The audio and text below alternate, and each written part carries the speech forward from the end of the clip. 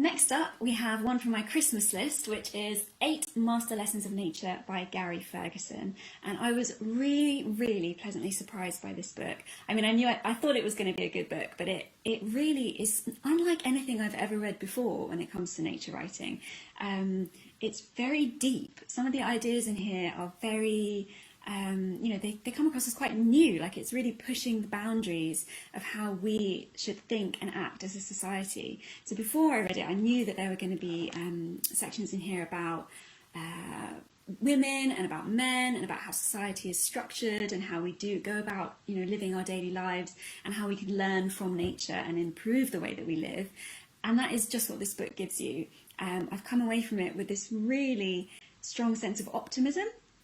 I think, there's a lot of doom and gloom in the world now about wildlife conservation, about global warming, and actually Gary Ferguson in this book, he gives us some ideas or some rules to live by that he's seen in nature, or he's kind of borrowed from nature, that really would help us to improve the way that we live, to improve our systems and our structures of society so that we live healthier and happier life in connection with nature and learning from the nature that is around us. There's a lot in the book about him connecting with nature in Yellowstone in the national park in the US where he lives. Some great nature writing there, talking about all the animals that he comes across, the animals and plants. He himself has lived a really quite troubled life. There's parts in this book towards the end you'll come to see how when he talks about using nature to to overcome stresses and to overcome grief, he really is talking from experience. So something that really struck me about this book, which might seem a bit odd to some of you, but it really stuck out for me, is that when he's talking about a hypothetical person, he will talk about them as though they're female.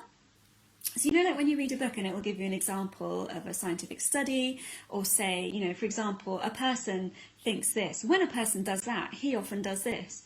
Well, Gary does it as though they're a woman. He'll say if a person doesn't have a strong connection with nature, she might feel as though she was more anxious, or she might start to feel less physically fit. Whereas in a lot of other books that I've read about science and about nature, the example is always a man. So it's a really tiny little thing, but it did make a lot of difference to me. But yes, definitely pick this one up if you're struggling for something to read during this coronavirus outbreak.